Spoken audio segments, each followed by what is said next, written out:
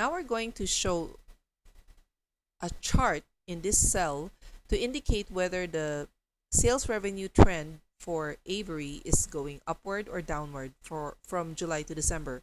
So I click on I4, and up here I click on insert, and there's a group here called Sparklines. So this chart is called a Sparkline, and it's entirely contained within a cell. And there are three types of Sparklines. I'm just going to select column. Okay, and so this window pops up and it asks me where is the data for my Sparkline that I want to put here in I4. So I want to show the trend for Avery's sales revenue. So I select B4 to G4, and I already clicked I4. So you'll see here data range B4 G4, and the location of the Sparkline is I4. And I click OK, and you see here the Sparkline for Avery.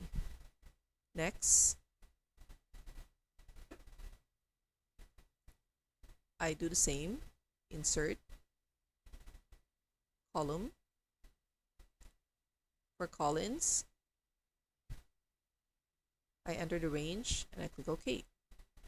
Now, since I've already got a couple of Sparklines here, another thing you can do with Sparklines is you could actually copy them the same way you copy a formula. So I point my mouse to this square here on the lower right hand corner, and I can pull it, drag it down, and you will see that the other cells have been updated with a Sparkline for this particular salesperson.